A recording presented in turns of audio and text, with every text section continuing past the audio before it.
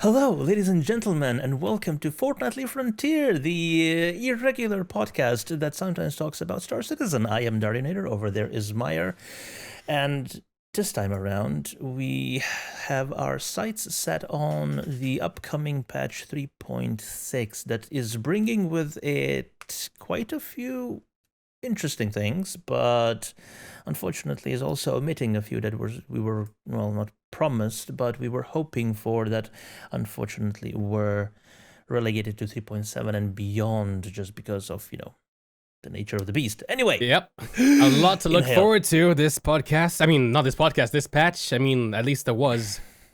There was indeed. So CIG actually released their first ever quarterly show. It was called Pillar Talk. And in it, they had four guys. I don't remember. So it's Chris Roberts. It was... Who else was in there? Tony Zurovec. Tony Zurovec. We had the ginger guy from Foundry 42. The ginger guy from Foundry 42. Yeah, I can't remember his name either. But we also had the hype man from Santa Monica as well. EKD. EKD, that's the guy. Yeah. Yes, and the ship man himself. Is he in charge of ships, or is he in charge of other things? I think is he in charge of ships? I think he talked the most about ships, but I can't remember his exact. John Crew, that's his name. Yes, thank you, John Crew. Yeah. Yes, we will get there eventually. This is just sometimes it's just brains fail, but it's not like we do this intentionally. But there's like, and Eric Kyron Davis is also the hype man, the moderator of Citizen Cons, the fourth horseman of the Star Citizen apocalypse, as it were. Actually, I just wanted to talk about Pillar Talk itself for a bit. Okay. Because ever since ATV got downsized, as it were, a lot of people have been complaining that even though the ATV still came out, they were a lot shorter than they were before, and they were wondering if it's still worth the sub, but as a retaliation, as a reply to that, Disco Lando and the rest of the CIG community team promised that we will be getting sort of other Star Citizen related shows that would go for more in-depth dives into the development, and this is the first one we got. Yeah, I mean, like, honestly, it's a weird thing because obviously they're a game studio first, and then all this like video production and documentary and stuff is kind of second, right? Like no other game company out there is expected to deliver anything quite like this. I mean, Nintendo has Nintendo Direct, and Nintendo's a publisher, whatever, but they're the only thing I can really like compare to in terms of like the amount of content that's pumped out in a year and stuff like that. Like dev blogs, I feel, are kind of coming more like CIG's, like ATV stuff, because other devs and other publishers have seen what they've been doing, and they've seen what kind of community connection it can make. What was Tim Schiffer's Tim Schafer, Double Fine. Schafer's Double Fine, yeah. One of the promises or Kickstarter campaign goals for his Kickstarted adventure game was that they would be releasing all these development videos, but nothing really happened there, because I think the development of that game was quite rough. Yeah. That's a good way of explaining it. Yeah. Yeah, I mean, with Tim Schafer and Double Fine, yeah, I mean, like, they also had a Kickstarter thing, and they were making this point and click called Broken Age or whatever. And Age, that's the one, yeah.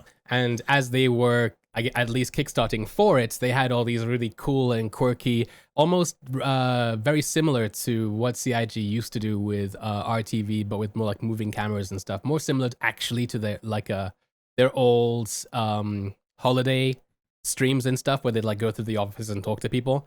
Yeah, they did that Mhm. quite a bit, but then yeah, once they got the funding, they kind of they kind of disappeared. But yeah, with CIG, they're in a different spot. They promise something, and like they have to be open and they have to deliver. And yeah, Pillar Talk is one of their new shows, but I Mm. feel like all in all, we have less content, but I feel like the content that we're getting is more.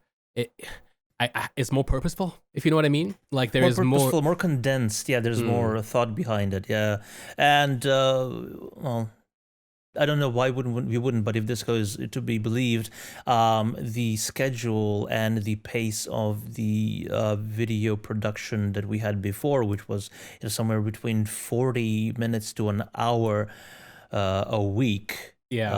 Of not only developers talking about their their projects, but also showcasing it. That really took a toll both on their work and probably on their lives as well, because they probably weren't expected to work on that while they were still working on the game, so they had to take extra time off Yeah. that, and nobody really should be forced to do that. So I am appreciative of taking better care of the developers, Yeah. but yeah, I think if ATVs or Inside Star Citizen were to be completely removed, I think that the shit would really hit the fan, though, just because of the promise that they made.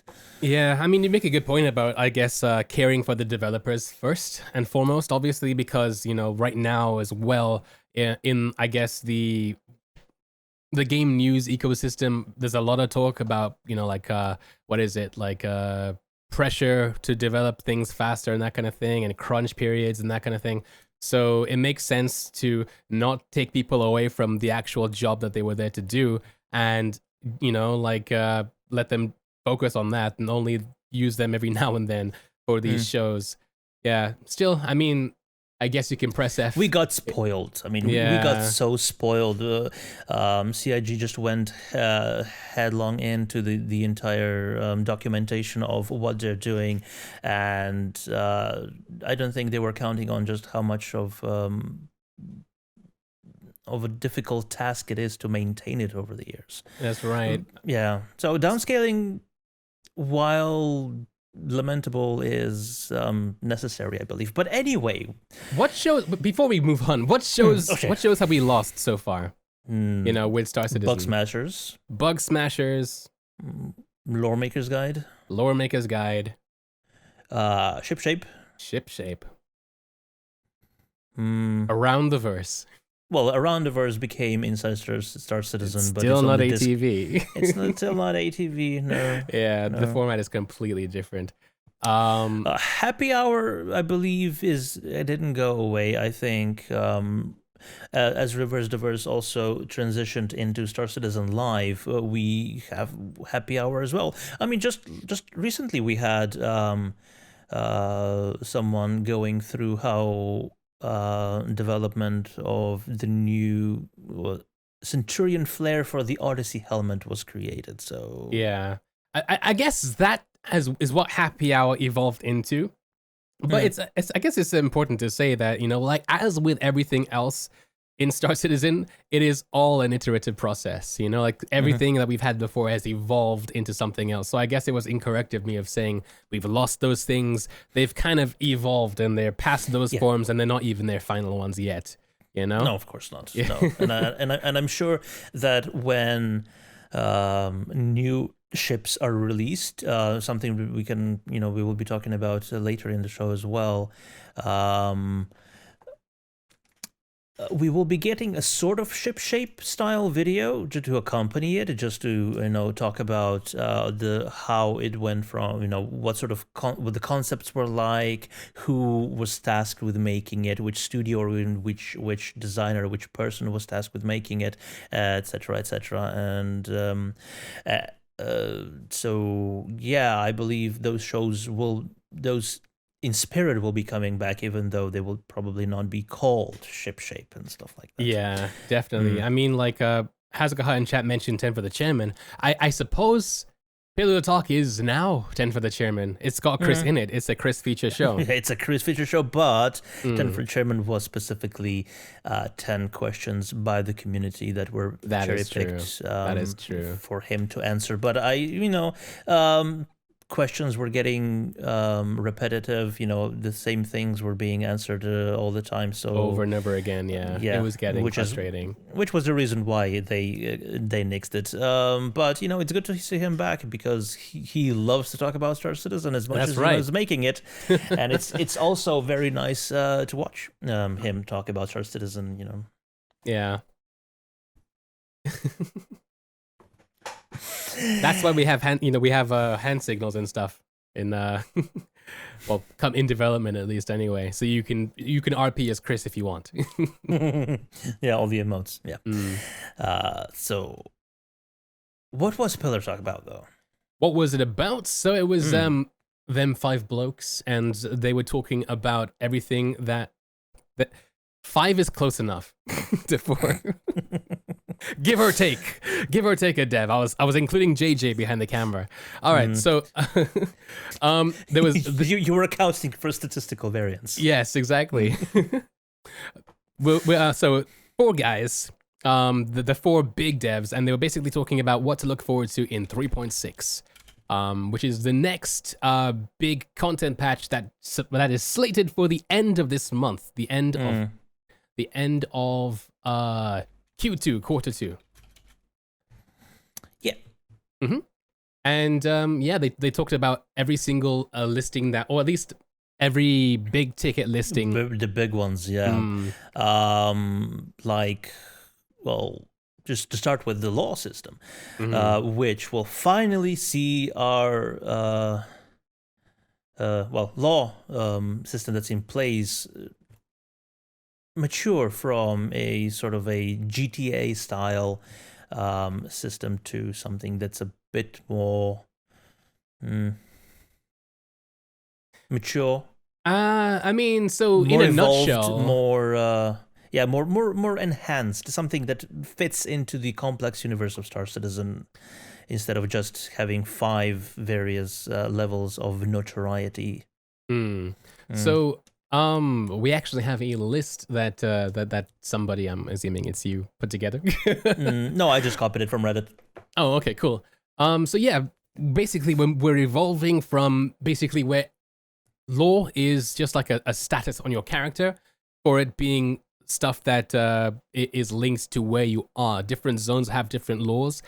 In the lore, not the law, but in the lore of Star Citizen, the Stanton system is all the planets within the Stanton system are owned by different companies, and each one of those enforce their own flavor of the universal law. So it's kind of like have how their own jurisdictions. Yes. Yeah, so it's kind of like how American law works. We have federal law, whereas this is not allowed, and then within America as a whole, you don't have your states, and so even though the possession of marijuana is illegal federally, you can still grow it in, and you can still have it and possess it in Colorado, for instance, I believe. Yeah. Okay.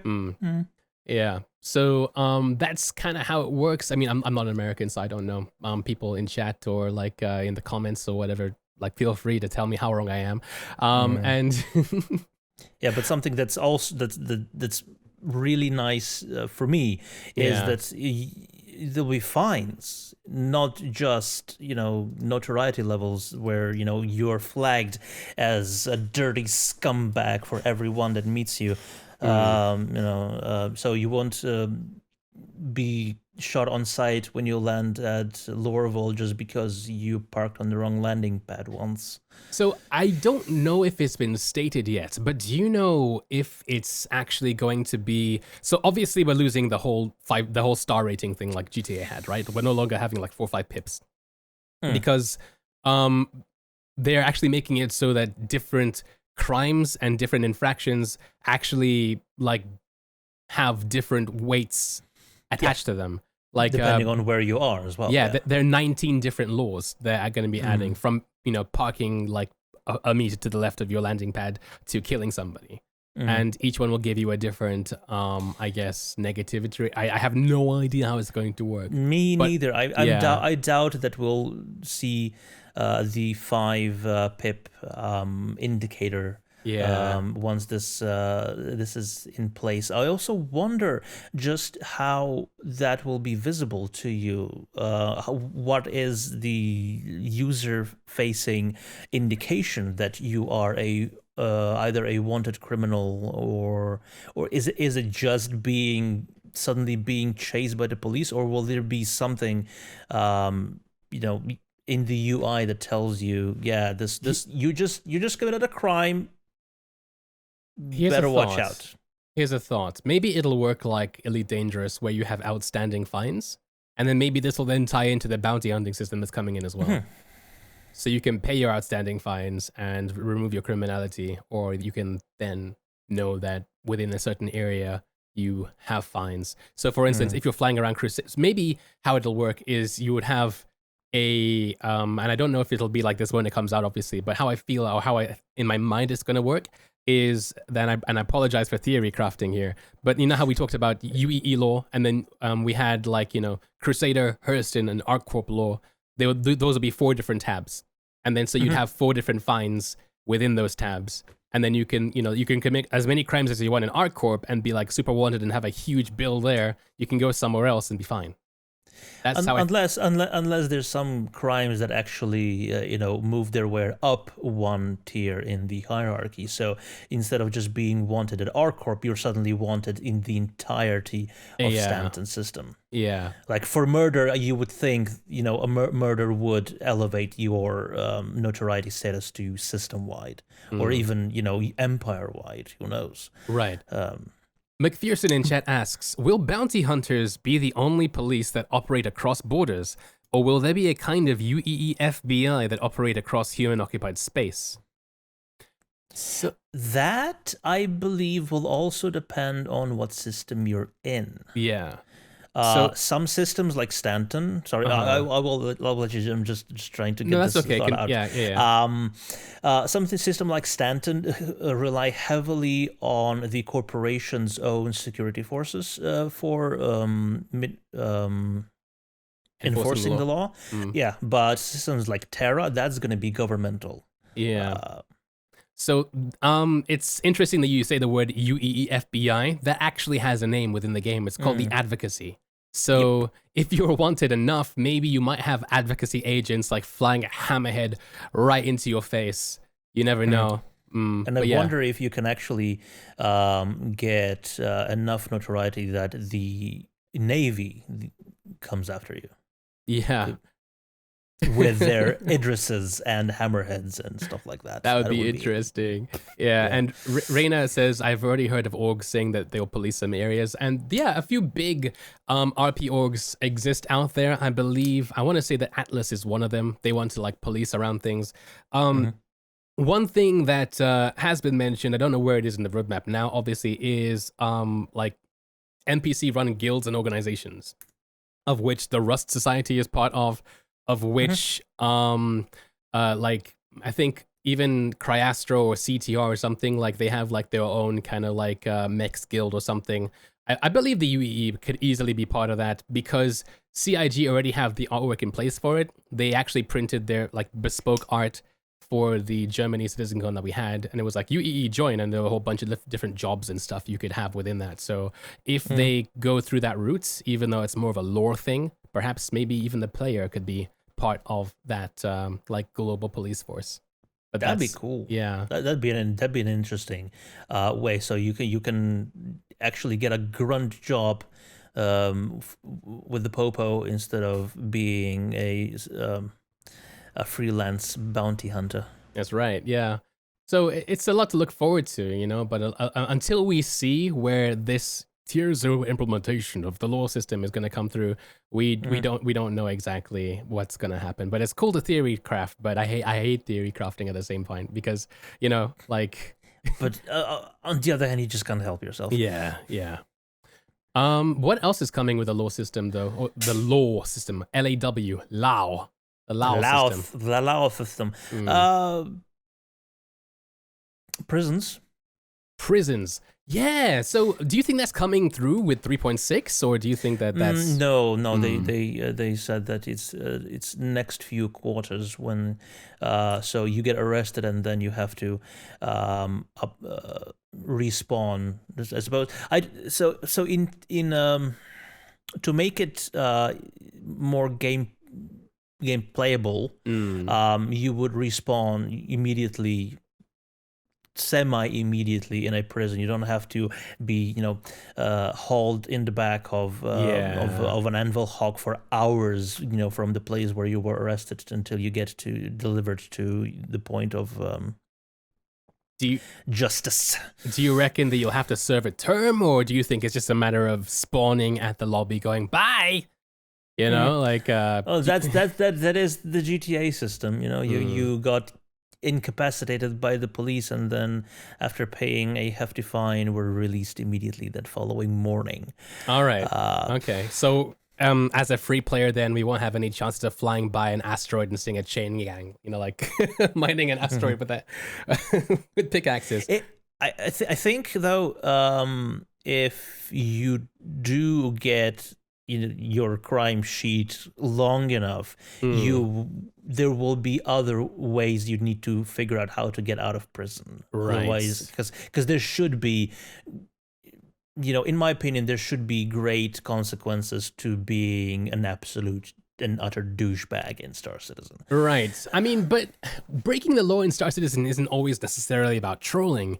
It's a way of life, man. Well, no, of course, no. Yeah. I'm talking about in the system. You have the lawful, and you have the is it evil? No, there's good and evil, lawful and chaotic. There we go. Yeah. Because the system is in place for a bigger picture than just you. So if you go against it, there should be consequences. Right. Otherwise, it's just it becomes not Star Citizen but Star Anarchist. I would love to see jailbreaking though. Like if you've broken enough laws. That's what I meant. That's what I meant. Like your buddies will attempt to break you out of prison, or have to like sabotage or attack the convoy that's transporting you from one place to another. That'd be cool. That would be really interesting. Yeah. If they even care enough about you, otherwise you're just you just get a message, your buddies didn't care enough to spring you out of prison and you die of old age. Reroll a new character. So Yep, go. I'm reading here on the list that there will actually be violations to the law that will carry cash fines as opposed to just being a criminal. It's fine. Which is awesome. A parking violation, I'll pay 15 UEC or however much that is. Yeah. Instead of, like I said, having to go to Post Korea to get your record expunged in fear of being, because Lorville security is not going to be the only place where you would be shot on site with this system. But do you think that with the fine system, it'll be a case of you having to be the one to go to Port Olisar to pay off the fine, or do you think that a police guy will actually hail you and then go, "Halt! You have committed crimes against Crusader and her people." And then stick out a point of service terminal which you have to touch with your mobile glass or something. Exactly. Yeah. That'd be interesting. Also, what I'm wondering is when you get the sort of the first layer of notoriety where you're starting being hunted by either rent-a-cops or actual police. Mm-hmm. Will it be non-lethal, or will they go straight for the kill? Right. I would hope that they would at least hail you first. I expect it to be some level of "stop right there, criminal scum," before they just shoot you. Yeah. Yeah. There's quite a lot of nuance and intricacy that needs to be implemented into this system, and if it'd be really nice to see what the tier 0 implementation of the system in 3.6 will bring. Yeah, I mean the last thing with the law system obviously is the black market system, right? Yeah. So That should be cool too. You know, finally a place to sell things. Yeah, Like, and I believe that Grimhex will be removed because right now basically Grimhex is just a dirty regular outpost yeah. where you can just buy stuff regularly. But once this is in, I believe Grimhex is supposed to become a proper black market location, which is kind of weird to me because if everybody in the game knows where to go, how doesn't the police know? It's Or do the they not galaxy's care? worst kept secret. Yeah, But exactly. I believe that the Grand Bata of Levski is also going to be a black market location. They've spoken about that in the past. I believe at some point it was also the image they used for the black market thing on the roadmap. So I imagine that they'll be using that because the Levski is not an Empire run area. It's a random planetoid somewhere, right? I don't think it's it's a very known location in Nex, isn't it? yeah, but it's not Yeah. Empire run, is it? No, They're no, independent. yeah. It's independent. Yeah. But you know what also would also be cool to serve as black markets? What? Roaming Banu merchantmen. That is true. That is true. And you bring that up, why? Just an idea I got. Oh. Well, yeah, because the Banu merchantmen. We still don't know when it's coming, but the Banu Yeah. Defender was unfortunately moved to 3.7. Just It was, yeah. Yeah. So it's not just one person working on the Banu Defender, but it's a smaller team. And we know Yeah. Josh Coons is working on it. He's like the face of. He was the face earlier of the Constellation Phoenix. He's now moved on to the Banu to the Banu Defender. yeah. Yeah. And they're taking their time, understandably, because they want to get down the aesthetic, the design language of the ship down before they move on to other Banu ships. That's because right. it is the first one and it has absolutely nothing to do with Earth technology. That's right. Other than maybe have hard points for Yeah. because the Banu Defenders are what the lore is that are ships that are made by the Banu to be sold to people, right? To humans. The Banu just want to make that money, right? So like Yeah. all their stuff is mass produced or selling to other people and retrofitted for several different races. So Yeah. the Banu Defenders that we'll be getting are going to be mass produced human equipped Banu Defenders. But yeah, sure. Because you want to be able to upgrade the internal components just like you can on human-made ships, and unless they with it also create a complete new line of Banu equipment, right? You know, in different tiers for you to upgrade to, you would want there to be compatibility between human and Banu stuff, at least. On this level. That's the right. Merchantman, I believe, is solely a Banu-operated ship, though. And there may not be intercompatibility there.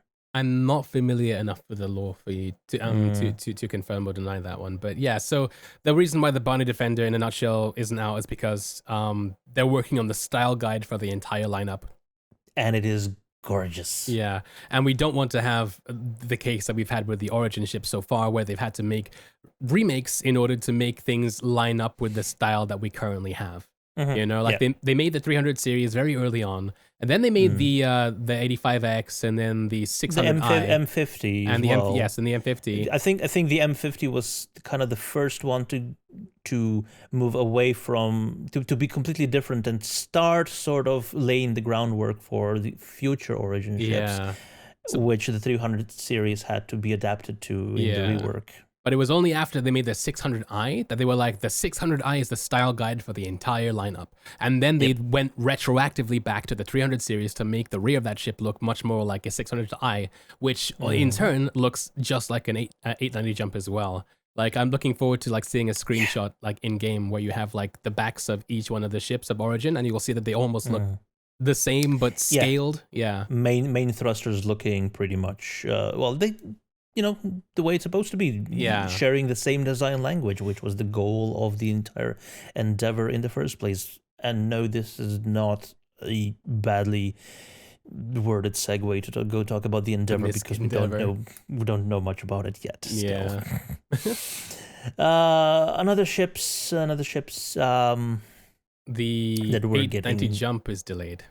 Lightning jump, but only to 3.6.x, just same as the 300i variants were delayed to 3.5.1. Right. It came like a month or so after 3.5 went I mean, live. it was like the beginning of this month, wasn't it? Yeah. So 2 months. Yeah, it's 2 to 3 months. I don't care. I mean, if they take their time and they don't rush it, then we won't get the issue that we had with the 600i of people complaining about every little thing about it. So, I'm all for them taking their time with it, provided that they don't have to go back and fix things that were, were rushed. But it's sad because I was looking forward to that ship, the whole... You just have to wait just a month or two more. Yeah. You'll survive. How long have we been waiting for the Carrack and the Banu Merchantman? Come on. Irrelevant. Irrelevant. My expectations have been changed now. Anyway, it's fine. I mean, but yeah, I'm looking forward to it. I mean, it had something that I didn't realize it did have. It grew so much. Yeah, it grew from 140 meters to 123 to 199. Yeah, something. Yeah, it's ridiculous. So it's gone up to capital class now. It has capital class components. It has a battle bridge as well. Which just sounds crazy. Like Star Trek TNG, like the Galaxy class in Star Trek: The Next Generation. That's fantastic. Although unlike that one, it probably won't separate into two pieces, but that would be fantastic. But Can you imagine that? Yeah, I mean, I imagine that's what the battle bridge is there for. Like, you are on the normal bridge because it has that panoramic view. You can see the prow of the ship, where other ships will then come out of Cowboy Bebop style, out of the hangar, and you just have that experience. Then when you're in combat, you can fight from the bridge, but eventually that bridge is gonna, because it's so high up and so separate from the rest of the ship, it's going to be a prime target to be shot at. So as the captain and an essential crew, you'd want to then go into the core of the ship that likely won't be blown off as easy, or it will only blow up once the entire ship is gone. Yeah, but no. Even if they keep to the promise that the glass used in Star Citizen is as sturdy as the metallic materials used for the construction of the hull, it's still, the battle bridge is in the bowels of the ship. It's not on the skin. Yeah. So if you want to get to it, projectiles and missiles and everything would have to just make their way through all that material first to get to you. Yeah. Would be interesting to see how they'll implement the visuals of it, because it is an enclosed space with no monitors. They have tech, right, for remote turrets, and it could just be like a separate camera, and it could be dull, or it could be like an actual projection with RTT. That would be cool. Yeah, a projection with RTT would be amazing, but... Or like a holodeck experience where the walls just, the lights dim, the walls fade away, and all of a sudden you're sitting in space. I feel like that might be asking too much, but yes, please give... Definitely looking forward to it. Do you own one? I don't know. No, but I know so many people who... Probably do. We do. We are fortunate enough that we know people who do own them, and we will. You know what? There will not be many videos popping up when the 890 jump is released, just because it is one of the rarer ships. I mean, when you say many videos, I mean all the bigger YouTubers will have access to those ships regardless. Yeah, it's true, but which is why we need to get on that bandwagon and beat them to it. That's what I'm saying. Fair enough. All right. Okay. All right. I hear you. So what else has been pushed to? Sorry, go on. Ship rentals. Yeah. have been pushed. Unfortunately. Yeah. But ship purchasing is not. Ship purchasing should not be, no. No. Which is weird. It's probably just to do with the balancing of the economics of it, because ship purchasing is already in game. I mean, all we're getting is a kiosk where you're able to buy a ship instead of having to walk to a dealer and point to a ship and go, I want that one. That's right. And last year at the Aerospace Expo thing that they had, you were able to rent ships there as well. So Mhm. it's kind of confusing as to why it's taken until the 6th of, until, Probably just lore implementation, like the company that handles it and stuff like that. I don't know. I mean, they've had those terminals for ages. I mean, there's one in Hurston, Yeah, suppose. But it could just be, as you said, down to the economics of stuff. I don't really have all that much faith personally in the short term, like the short term experience of economy. Ever since that one ATV where the economist dev was like, well, I'm not making plans for the short term. I'm making long term plans. So when the game is complete, it'll work amazingly, and we don't have to do things twice. So yeah, we'll see though. Which is, I suppose, it's not the correct thing to do when you have such a big player base already in so early in development, with a recruit a friend system and all that stuff and sales. Yeah, exactly. But on the other hand, he makes a point that it will make the development time shorter if they don't have to make a finished version of a less complex system and push it out, and then iterate on it, and then push it out, and then iterate a bit more on it, and then push it out, which just adds unnecessary dev time to the entire thing. That's very true. I mean, I'm with you on that, but like the needy instant gratification part of me doesn't care. De Gunther in chat asks, do you think you will have access to the 890 jump, or only the PTU owners? Only the owners, I would say. Evocati will probably get it, but they are not allowed to release any sort of info on it at all. Even after PTU goes live, they're not allowed to divulge any information of what happened during the Evocati process. So we will not be seeing, other than leaks, which happen always. Unfortunately. But in the public PTU, I believe, just because of the exclusivity of the ship, it will be limited to owners only. Yeah. But I've been wrong before. Yeah, I mean, like, I imagine that that's going to be the case. And thank you to Gunther and Chef for offering us to test yours out, because we definitely will need to at some point. But yeah, I imagine that it's. Can I also sleep on it forever and ever? Yeah. I I'm sure imagine you'll have a stateroom somewhere. All I need is a bed and a window. Yeah, that's all I need. You just brought up a good point. I wonder if there'll be different classes of habitation, because obviously there's going to be crew stuff and there's going to be guest stuff. But are there going to be different levels of guest stuff? Well, there will be the 600i already has the touring version already has 3 different types of accommodation. You have the captain's quarters, which is right under the bridge and is the most awesome thing ever in the game right now. Then you have the crew quarters, which is just still believe they need to rework and add some walls, damn it. And then you have the 4 staterooms in the hotel area. Yeah, but there's no like class scaling for that, is what I mean. Like, there's no guest room that is of the same kind of standard as the captain's room. No, there isn't. No, but it's not meant to be a luxury cruiser. The 890 jump, it's meant to be, the biggest penis extension for the owner. That's what it's meant to be. Yeah. And so the owner will have the big suite with the jacuzzi. It's not going to be a jacuzzi. It's a creek with bushes and rocks. It's like sort of like a hot tub, a grotto. There we go. That's the word I was looking for. Yeah, it actually has a grotto. It doesn't just have a bathtub. God damn. It's gonna be cool. Yep. So the Gunther will be hitting you up apparently. I wonder what sort of customization options it's gonna come with. Oh, jeez. Yeah. It's a big ship. It's a big ship, and I don't think we will get customizations options when it releases. Not out the door, no. But not out the door, no, because there's just so much work they still need to do just to get one variant out. Yeah, with a luxury ship though, I can imagine you could possibly spend almost as much as you spend for the ship on just Oh yeah.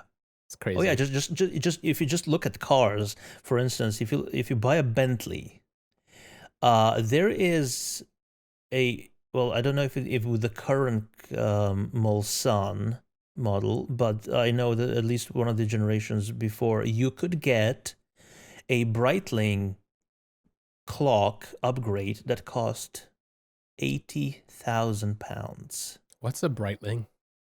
A Breitling is a Swiss watch manufacturer. Okay. Yeah. Interesting. So just the clock, you would add £80,000 on a car that already cost about £150,000 to £200,000. Right. Yeah, that's crazy. that is ostentatious, and frankly, I want it in the game. Right on. Ship-wise, is there anything else? Vanguard rework is coming, and that rework just goes to show what you get if you bitch and whine for a couple of years on Reddit and Spectrum. I never thought we'd see the day, honestly. I was like, I was come on, fine with the Vanguard. I don't own one though, but yeah. Yeah, I played with it quite a bit, but I was just fine. It was different from the original concept, but apart from the glowing intakes, I mean, it's just I don't know. I don't know what the fuss was about, but people disagreed with me and they got what they wanted now. I think if I could complain about anything, it would be the 300i only having the one seat. When you might want to take a friend. There are like slots in it next to the chair, but that look like they could pull out like an extra like booster seat or something. A 350R, with the 350R, you can sit on the bed. Yeah, but But you should be able to with the other variants as well. Yeah, I mean, sitting on the bed. Also, the 350R has the best bed ever because you're watching up into the sky through the panoramic through the window. Yeah, and in quantum travel, it's just great. Yeah, that's cool. But I mean, like with the 300, I mean, I'm trying to like equate it to real life, right? Like you wouldn't like take somebody into a luxury like car and say sit on the bed. Luxury cars don't have beds. Just sit on the ground. Yeah, sit on the floor. I mean, like you'd want something for them as your guest to sit down, like like how the Cutlass has like those jumper seats in the back, whatever they're called, the jump seats. Yes, like something that just maybe just a jump seat that folds out of the floor like the bed used to fold out in the old 300 series. Yeah, something like that.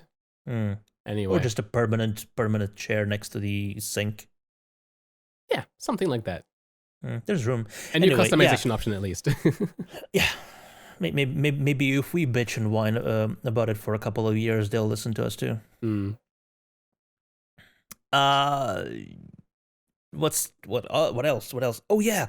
Something that I don't know, was it mentioned on Pillar Talk or was it somewhere else? But the cargo plates are getting a sort of evolution to them. So you will have basic cargo plates, and is the cargo plates even the correct terminology? And then you have the advanced ones. So the basic ones won't allow stacking of cargo. Right.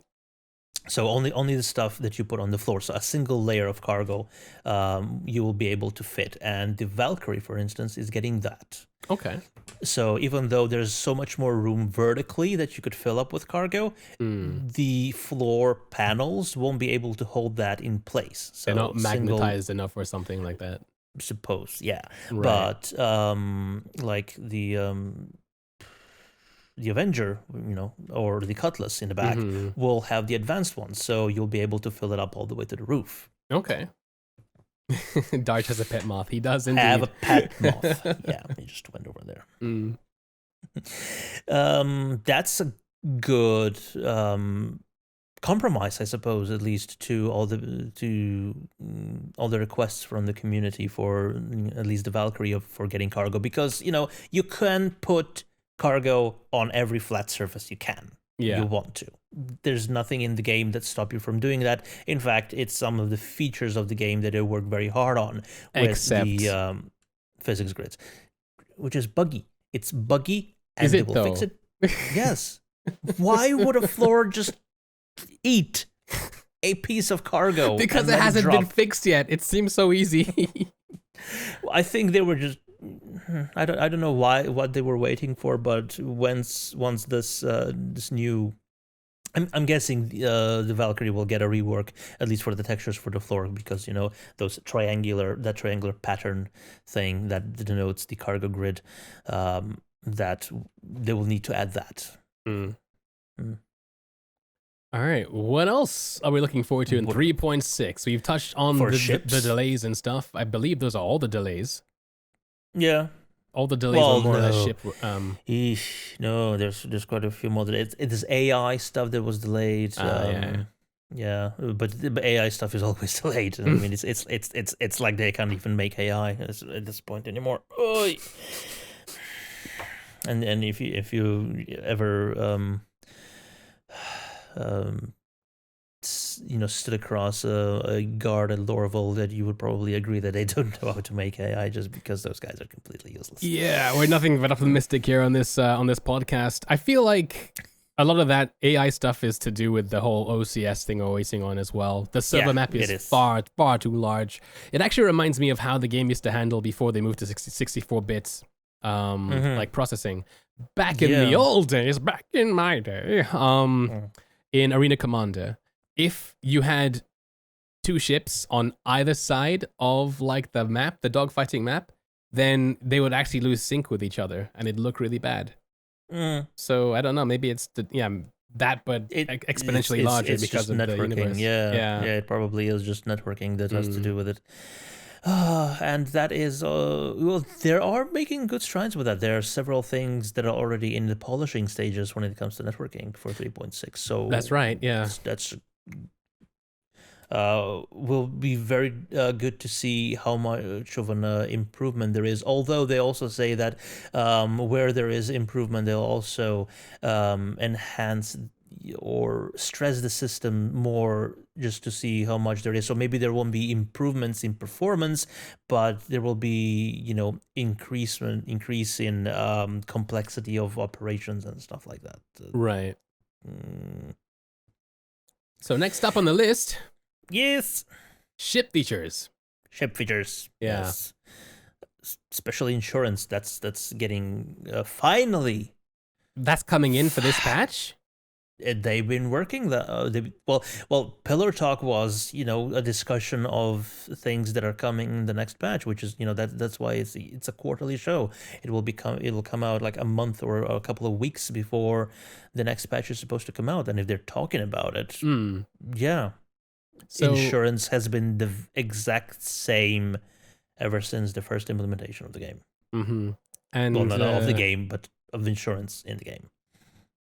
And on your thing here, you've written that LTI insurance will now cover a certain amount of value rather than a certain set of gear, and additional value will result in an insurance premium, which means if you have LTI now, your hull is still safe from the void, but that doesn't mean that all your stuff is. Yes, and you can get it back. You would just need to pay a bit extra. LTI would just cover a free hull. Yeah. And I'm guessing all the stock components that would come with it. Yeah. It's not just an empty hull with no seat and no interior, and just you're a standard ship you're getting. And if you want to get back, if you want to see returned all the upgrades you apply to the ship, that's what you pay extra for, which is a sensible system, to be honest. And they had touched upon it before ages ago about equipment insurance being separate from hull insurance. Apparently now it's not going to be, because it's going to be tied in with what you just mentioned. But there's also going to be cargo insurance, which will be something different. So that'll then be a separate thing you can then choose to buy. And I believe that is going to be tied in again with one of the NBC guilds, I think the Truckers Guild or whatever it's called. And so if you are signed with them, and think of it like almost like Covenants in Dark Souls, where you can sign with the thing and you get perks for being part of them. So if you're signed with them, no? Have you never No. played Dark Souls? No. No, I played Dark Souls, but could not get into this story, into the lore, and into the fighting system, so I just gave up. That's fair enough. Dark Souls lore is very deep, though. But to actually, it's weird because the lore in that game is actually stitched into the fibers of things like equipment, equipment descriptions, and all that stuff. It's not like spoken to you. The exposition, I suppose, is something that I could not get used to. It's very unique in a way. But anyway, so like what we're talking about? we're talking about NPC guilds. Right. Yeah. So okay, we won't use the Dark Souls analogy. I'll just say if you are signed up with a specific NPC guild, you will have specific traits and perks attached to it. So if you're with the Truckers Guild, you will then have cheaper cargo insurance, for instance. Possibly, yeah. Also, I'm wondering if that cargo insurance will also cover any sort of loss of cargo because of a game crash. Like you're quantum traveling from Hurston to Arcorp with a caterpillar full of diamonds or gold or whatever it is that you probably paid a hefty amount for, and are expecting to see a good profit on, but then the game crashes and you lose that. You have to claim the ship, and the ship comes back empty. Only if you're with the Avocado Guild for testing purposes. I don't know. So McPherson asks in chat, personal insurance, personal items insurance for all the times you drop guns that were equipped during death. Maybe that could be a thing, but I don't know, because death in Star Citizen is supposed to be death. But like maybe there'll be like, but until for the few times that you do quote unquote die, you would end up waking up in a hospital or a hospital ship, and there is no reason to believe that system would then also keep everything that you had on you, because you are basically captured and transported to another location instead of respawning as it is now. So if you just wanted to get your stuff back, just go to the reception desk and ask for it. I mean, that would make sense. Lost and found. I mean, there is a Lost and Found on in Hurston. In Arcorp. There is, in Laurelville, sorry, not in Arcorp. Oh, that would be cool. Like every time you walk by, there should be new different stuff from where people died. If it's actually that deep, that would be great. Yeah, and here's a good idea. If those items aren't claimed in a certain amount of time, buy them for cheap. You just they have a list of this gun hasn't been claimed in the past 2 weeks. It seems brand new and it costs 1,500 UEC in the shop. Have it for 750. Yeah, I mean, that'd be kind of neat. Yeah, that'd be kind of neat. Yeah, tie in Tarkov's insurance system to Star Citizen's one. That'd be very interesting. You haven't played Tarkov, have you? No, I haven't. So Tarkov also has an insurance system in it. In that, you can choose, you can tag a weapon that you want before you go take it into like the game. And with insurance, basically, you can pay to insure it. Then if you die, but the gun hasn't been looted, then you can then claim it back with insurance. But but if somebody picks it up, then they own it and you lose it, whatever. Well, something that Tony Zurovic also mentioned in the show was, or reminded us at least of, is the existence or the differentiation between physical ownership and legal ownership. So, I don't think insurance would come into play there, but stolen items will have a stolen tag to them. So if you're trying to sell them to anyone, you would have to fence them. You would have to go to a black market dealer that would be able to scrub the weapon, or scrub the whatever item it is you're trying to sell. And if you go, then wake up, and then if you know who did this to you, who stole from you, who killed you and looted your corpse while it was still warm, you could go after them, and maybe it would actually not be illegal for you to do the same to them. Right. Who knows? There will be persistence. Objects will persist. Yeah. When you die, the gun you were holding won't just disappear like it does now. Hopefully. That is the plan. Those are the promises. Yeah. We'll have to wait and see. This game, it's crazy. Like how the complexity and intricacies that they hinted at and planned for are immense and humongous and exciting. Yes, that. All right. So VTOL be coming. VTOL. I still don't know how I feel about their desire to implement a different type of VTOL. It will other make it than look from better. a rule of cool, yeah. But it's not rule of cool. It's rule of look less stupid. Yes, but okay. Maneuvering thrusters right now have in any direction apart from forward, because the main thrusters do that job. Maneuvering thrusters in any sort of direction are able to accelerate you for most of the ships at higher acceleration than 1g. Okay. There is currently no object that has a gravitational acceleration of over 1g, which means that whatever position you orient your ship, the maneuvering thrusters have enough thrust to keep you there. Okay.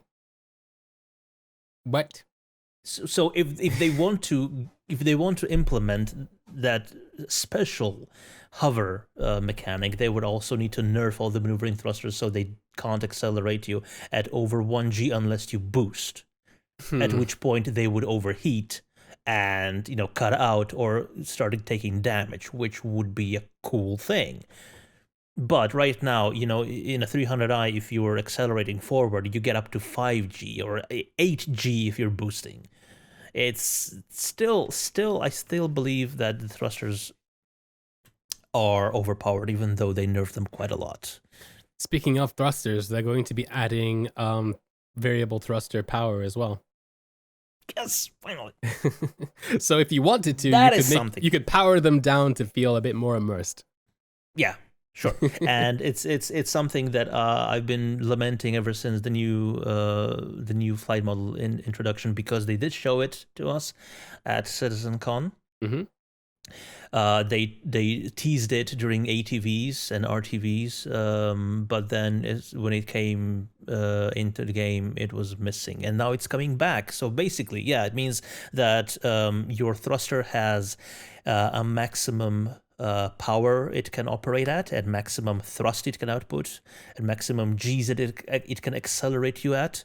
But that also spends a certain amount of fuel, it generates a certain amount of heat and wear on the thruster. So if you dial that down, all that comes down with it, and it just, in one example, it just makes for really graceful landings. You just have to dial that power down, so the thrusters just barely nudge below being able to fight gravity, and then all you do is just gently slide down towards the ground and land like a leaf on the wind. Right. And then you probably get pierced to the chest with a reverb spear or something like that. Yes, of course. McPherson asks, serious VTOL question, how will they address the fact that so many ships were designed without the idea of vertical thrust needed for cargo ships fully loaded? For example, the Caterpillar.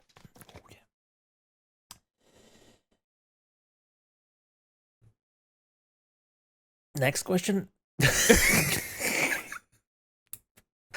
I guess it'll just work the way it always has, It'd be it'd be interesting that if one of the explanations for this new hover mechanic would be that it just takes so much thrust that all the thrust has to be piped through the downward facing thrusters for a ship to be able to lift off. Right. Which means that there's no more thrust for going left, right, up, down, no, up, down, left, right, forward, and backwards. Or very limited sort of thrust. Yeah. But again, that brings back the point that maneuvering thrusters are still overpowered. That's true. I mean, they would have to probably tweak it, but if they do, then all the competitive lot are going to freak out because it's going to completely change how they do their thing. It's gonna break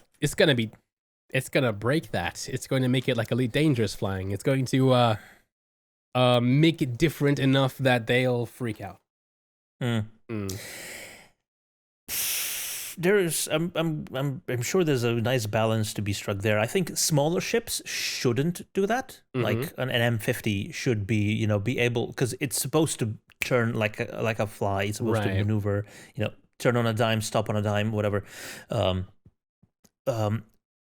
then it should also be able to hover pointing nose down, just because it has maneuvering thrusters of such power compared to its own weight, that it should be able to do that. But then again, a Caterpillar or a Reclaimer or a Starfarer, humongous heavy ships, especially fully laden, because they have the cargo or have the fuel for the refinery of the Starfarer. Those would probably, with those ships, you would then logically be have to require a VTOL mode to be able to escape a moon's or a planet's gravity. Yeah. Right. So I haven't actually used a freighter ship for a long time, so I don't know if weight of cargo actually affects how you fly in 3.5. Do you know? Because I remember, back in version 2, you'd break something and it would make your ship move like a rocket. But I don't know if that's still part of the game. I don't know either. Maybe someone in chat can tell us about, because I don't know. I don't have any of cargo ships. I don't have any ships that would be able to take on so much cargo as to affect it. Yeah. Because what you basically need is a cargo ship that is nothing more than a huge room with cargo grids in it. Right. Like a Caterpillar or a Starfarer. Chat brings up a very interesting point of news that 3.6 Ivocati have actually just launched. We can neither confirm nor deny that. No, we can't. No. But it would be interesting to see because they're early. Early? Early how? I mean, it's what? The 18th of June is tomorrow. Yeah, okay, so it's still, about 2 weeks until it's supposed to go live, but usually they have been really skirting towards the actual cutoff point of a quarter before they even launched Ivocati. Speaking of cut, that's probably why so much has been cut that they don't need to anymore. Yeah, that's a good point. That's a good point, yeah. Yeah. Other things to look forward to for that I'm looking forward to? I mean, that they've mentioned. Ship comms. Ship comms, ship comms with VoIP and VoIP. Mm-hmm. So you can actually hail another ship and talk to them. So proper actual user interface for doing so without going into the comm panel. I imagine it's going to be the UI that already exists, but it'll no longer be grayed out. You can press it now and it'll call them without having to go into the thing. Mm-hmm. Yeah, and be an actual worthwhile implementation of VoIP and VoIP, because if you're playing with friends, there really is no other than pulling faces and for the novelty of sound propagation in game, realistically, depending on where you are, or whether you're in a cavern or in a tight room or whatever. There really is no reason for you to not use things like Discord or TeamSpeak, but for random people that you meet in a game, built-in voice over IP service is the way to go. Yeah. Yep. Looking forward to that. Mm. And server-side OCS. It's not coming out. Not coming. I don't know. They talked about a lot with it. They did. But that was probably just a tangent to future plans. That's not on the roadmap. And server-side OCS is going to bring about so many other things that I don't think that's part of it. It's going to increase the player cap 3 times. It's going to do so many of the things they promised, so I don't think it's coming. Once it comes, then so many things will be so less broken. So it will be the prophesized Jesus patch. Yeah, or something like that. A patch is never late nor early. No, but that was only the stuff that was talking about during Pillar Talk. You know what I'm going to do right now? I'm going to open the roadmap. Good point. I have it on another tab, actually. Yeah, and I'm going to just check out things that are still coming 3.6, like exterior variations of rest stops. That would be neat. Maybe now rest stops will actually, somewhat conform to the interior randomized layout, because right now the interior layout, the interior room in a rest stop is tiny compared to the exterior part. Yeah, because I was able to glitch into the void between the 2 rooms, and it's like it's that much. Do you reckon that the exterior variants include the very Star Trekky, Star Warsy look, more Star Warsy than Trekky looking like stations we saw? That's a good point, because they were talking about that as being space station variants, not truck stop or rest stop variants. They did use the word truck stop at the very end of that sentence. Yeah. All right.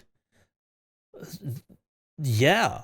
I mean, would be interesting if this is sort of what do these rest stops look like now? It's like, it looks more like a spaceship than a space station. It's sort of pointed one end. It's got these fins on the back. So it would be interesting if that is just one manufacturer's version of a space station. Since everything in Star Citizen has a manufacturer in lore, I don't think that this is any different. So yeah, and then you have the big ring one that would be another manufacturer, and then you have the little tiny struts, or the Port Olisar would be a third manufacturer again. Only time will tell. Only time will tell. Yeah. What else? So weapon attachments. Oh yeah, weapon attachments.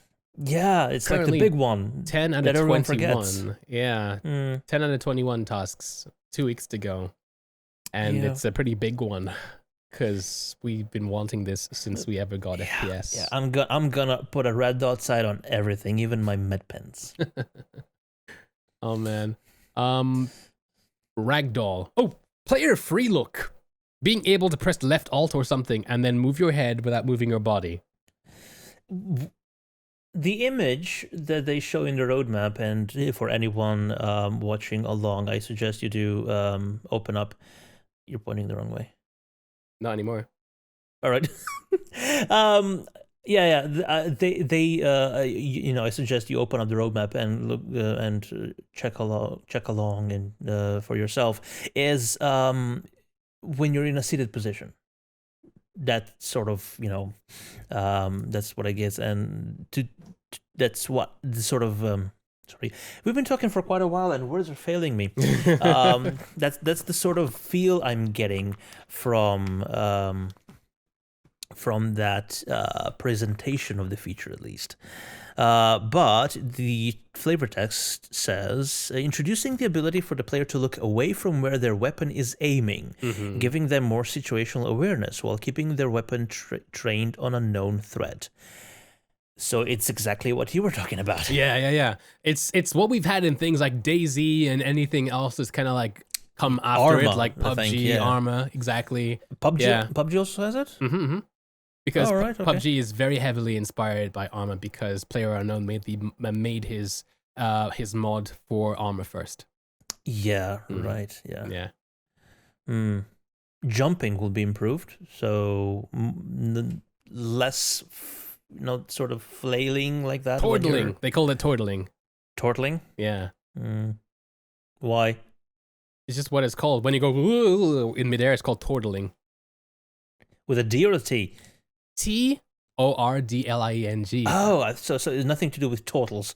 No. Total. Never heard that before, but if it's a Xi'an doing it, it's tortling, yeah.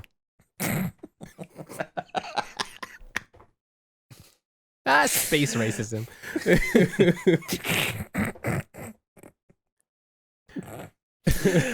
Yeah. Then we get some ship system degradation and misfires, which they have the user interface for item wear in for quite a bit already, but there wasn't actually any wear from use. It was only damage. So hopefully that will create a bigger incentive for you to take care of your ship more. Yeah, and go to a detailer more often. Speaking of, do you think that would be a good employment for the future? Have a for a ship player. For a player, maybe, yeah, a ship detailer. No, a good VR implementation. You get a squeegee and a little, spray gun with some diluted soap in it, and you just have to go, wash by hand an entire 890 jump, and it takes you months. No, because I can imagine you're managing your business, landing your jump on Port Olisar, and all of a sudden, like a new player just lands on your ship and starts wiping your thing, expecting to be paid. just the windscreen, just the cockpit, yeah. But maybe that will finally get rid of all the damn grease streaks on all the cockpits. Oh god, I think that it's a texture issue with that thing, right? Like speaking, yeah. Maybe it's a wear thing. Maybe if you get a brand new spanking ship, it's as clear as glass. As clear as what it is. As what it's supposed to be, yeah. But then, through combat, through travel, it just gets greasier. Maybe. Misfires.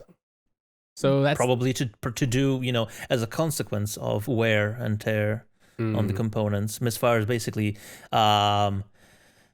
items such as thrusters and coolers maybe not performing as they're supposed to. So if you get a cheap component, maybe that is more likely to happen. But with a more expensive one, it's meant to run more, completely smoothly while its durability is still maintained. Misfires is one of those features that I feel would have come better if it was. Which would arrive better if we had things like the ability to make our own hand repairs on our ships. Like barotrauma. Like things constantly misfire and break in that game. And the game that has been messing up with our schedules for the past couple of days, just because last night played until 4:30 in the morning. It's an amazing multi-crew Today game. Played it until 9:30 in the afternoon, and then realizing, fuck, we're supposed to go on the show.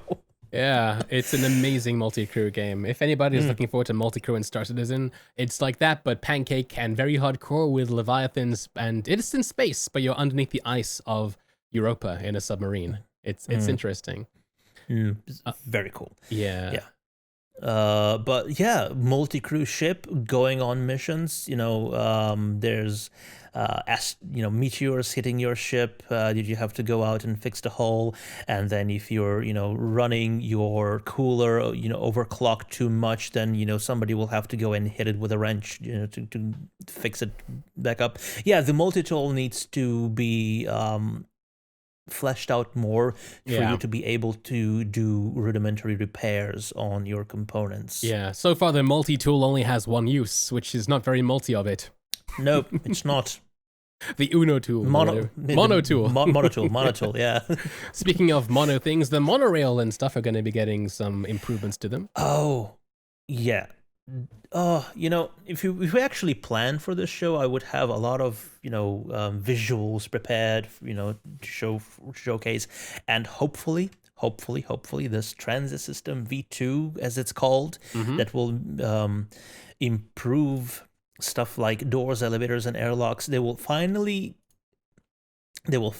get rid of teleporting elevators. Elevators actually taking you from where you enter and when you exit. There are elevators that just go up and down that are fine. Stuff like Grimhex and Levski have them. But elevators that taking you from the hangar to Riker Memorial, for instance. Yeah. Or from the hangar at Lorville to the Tisa spaceport. Those still just teleport. And it's painfully obvious. Yeah, I mean, I've been proven wrong before, but I think that's maybe a bit too soon for this. It'd be nice, would be nice, yeah. Microtech is coming along and it also has its own rail system and transit things, so it'd be interesting. The torpedo burrito and hot dog trains, as you don't remember? I remember, yeah. You remember, yeah. But that was amazing, and I love whoever came up with that. The environment teams have too much fun. Which is you know what? That is a great sign. People enjoying their jobs. No, how dare they? Well, in a world, in where the industry has been so mired with current reports of devs being overworked and overstressed and stuff like that, it's good to see that people working at CIG actually are having fun. Yeah. The Kruger Archimedes is coming through, as well as the upgrade for the Merlin. I wonder what the Merlin will actually get. So remember when the Merlin first came out, it had that very specialized looking HUD. And now in 3.5, it looks like it got dragged through the ugly tree backwards because it's just like all the normal stuff that's trying to cram inside the old bespoke looking stuff. I think maybe they've brought back the bespoke looking HUD, but into item 2.0. Could be. Yeah, the work includes general improvements to the landing gear compression. Maybe not then. That's what it says. Yeah, maybe Building, not then. balancing, and implementing the improved Kruger 52 Merlin into the game. So it doesn't have gear compression right now. It's interesting. I didn't realize. Yeah, I didn't realize that. Never really fly it all that much, to be honest, because it doesn't have a quantum drive. Yeah, and the Archimedes is basically the racing variant of that. It doesn't have the Gatling gun in the nose. It has another intake. Yeah. And it has little canards on the wings and anything else. Quack. What? Quack, I said. You said canard. That's duck in French. I'm sorry. You're not. No, I'm not. Don't you dare lie. Oh, we're getting a new pistol. Oh yeah, the bearing pistol. That's it's a part of a line of what I think is sort of like the most aesthetically pleasing series of firearms. Do you think we have too many pistols? Well, we have three. We have three. We have a laser pistol, we have a ballistic pistol, and we have the Coda. Good Coda. So many pistols. No, we have so many of other guns though. So what is this bearing pistol supposed to do? Is it ballistic? It doesn't say. It's bearing is all ballistic. The line is all ballistic. So what is it, like a automatic pistol? Is it like a spray pistol, like a Mozambique from Apex Legends? What is it? I have no clue. They don't say what it is. I think we'll just be introduced to it once it's released. But I think it's just another semi-automatic ballistic pistol, as like we already have. It's just a different style to it. When Klaus and Werner, Klaus and Werner, sorry, that's further down the line. When Bearing released their they released the Bearing concept for the sort of modular series of weapons. They all had the same look. Mm-hmm. But you could see that, okay, these two ships have the same stock, but if you want to have a bit more of a grip, you have a different stock. It just sort of feels like almost as if you could take this pistol and keep changing parts on it and get from the 9mm, pew pew thingy to a big 50 cal sniper rifle or something like that. Would be cool, but probably won't happen. It's just the same aesthetic, and I think it's cool. And the more the merrier. Why not? It's fair enough. And then we get the Maxox repeaters, which are just like Apple-looking things by Maxox, a completely new manufacturer to the whole thing. Mm-hmm. A neutron repeater. We still don't know what it does. Maybe it'll have something really unique, like the is it Hurston? Yes, yeah, Hurston. H&D attrition gun. Yeah, so those are yellow, right? You don't really see many people using that. No, they're not yellow. They're sort of like a copper color. Yellowish. Yeah, but I've been watching Texas Skull stream because he's come out of 6-month hibernation again, and he was wrecking everybody with his Saber and Foresight 2 attritions. Nice. That you need to overclock to get them to overheat, because the more heat they have in them, the faster they fire and the more powerful each shot is. Right. And you didn't, yeah. So the only issue is that's optimal for this patch. With 3.6, we're getting wear and tear. Oh yeah. Yeah, exactly. Yeah. So it'll be interesting to see how that works. So you beef up your cooler, you don't overclock the gun for normal fighting, but if you need that extra oomph, you make sure you have it. You have access to it. Maybe a similar sort of trick to a new manufacturer that's coming out right now. And then we got Klaus and Werner coming out with a new thing. It's a submachine gun. Right. Which, okay, sure, we don't have one. It'd probably be a laser submachine gun, just because Klaus and Werner are, the sniper rifle, the SMG, not the SMG, the normal LMG and the assault rifle are all energy based. So this is the energy version of the P18 or whatever it's called, the bearing version. So yeah, all right. P8SC, I think. Yeah, and everything else is basically just network shields. Except for So shields will now look better, and they'll wrap around the ships properly, and they'll also get damaged a bit differently as well. They're separate entities. And if you have different, so a lot of ships have more than one slot for a shield generator, so you can get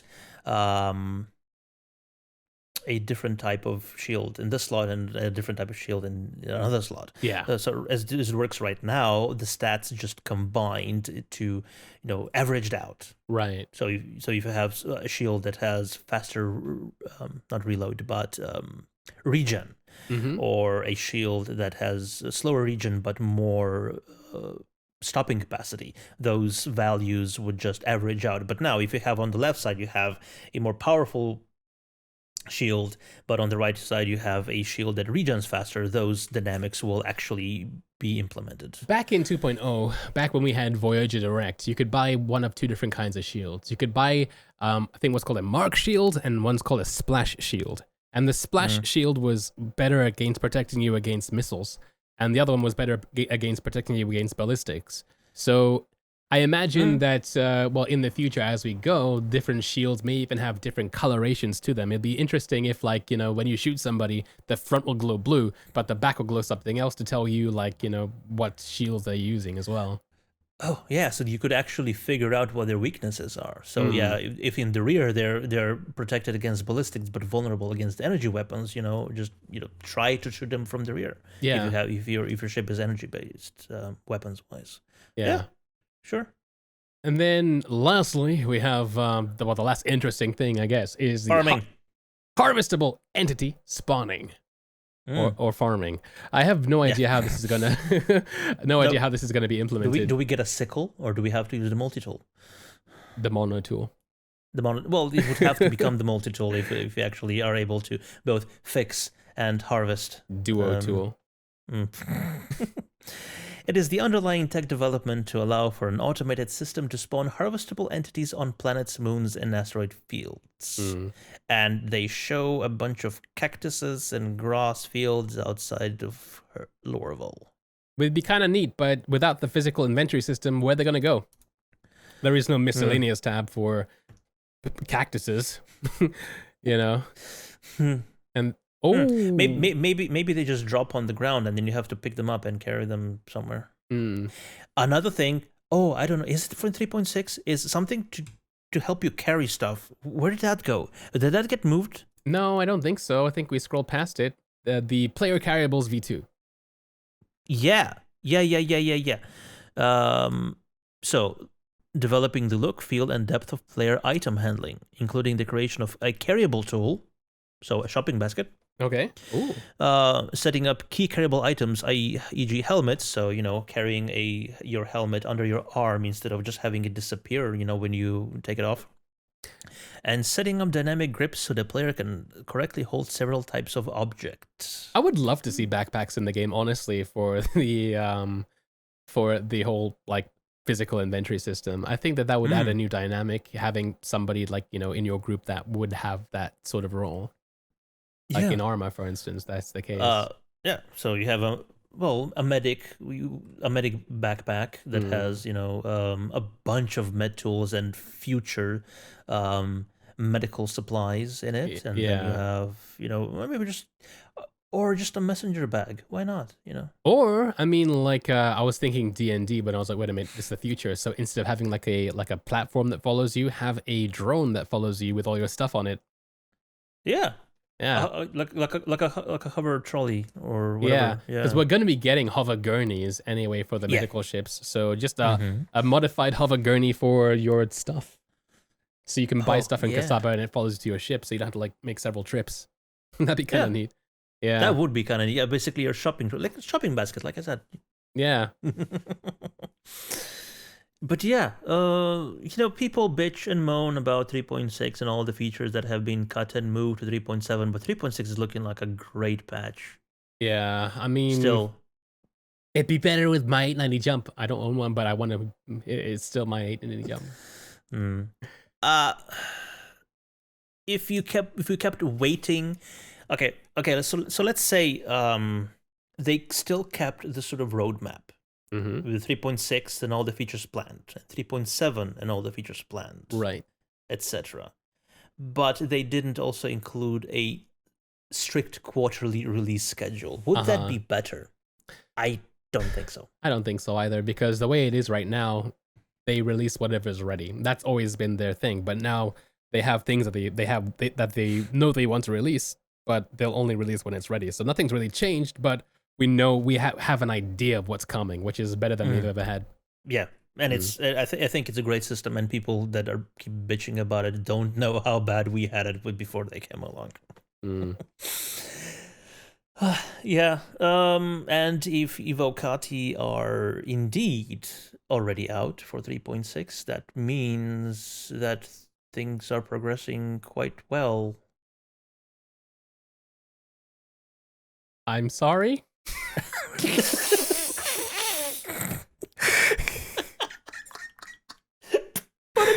Put it back. I'm pressing the wrong button. 1 second. Oh god. 1.5 hours of almost getting through with it. There we go. He's back. He's back. Well, you got a glimpse of what it's like behind the scenes of Fortnightly Frontier. And I think that with that, it would be a great way of wrapping this episode up, because we have actually been talking for an hour and a half, and in what is about the longest episode in a while. It's been a while coming, though, so yeah. Yeah.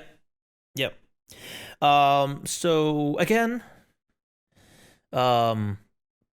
if you've been watching here on Twitch, Good to have you. Welcome in chat. If you've been watching on YouTube, you get to see our pretty faces. But there's also another way you could watch us, which is, like I said before, it is on SoundCloud, it is on Google Play Podcasts, and brand new, as of not this episode, but the previous one actually, Spotify podcasts. Very exciting, and happy to be to be on a platform that is spread out as that, even though it's not in the country where I actually live. It's stupid. I can't listen to music on Spotify, but I can upload podcasts to Spotify. It's the way of the road. Breaks. It's the way of the my mind road. breaks. Anyway, thank you so much for tuning in to another rambly episode of Fortnightly Frontier. Shall you roll us out since I did the intro? Thank you for watching.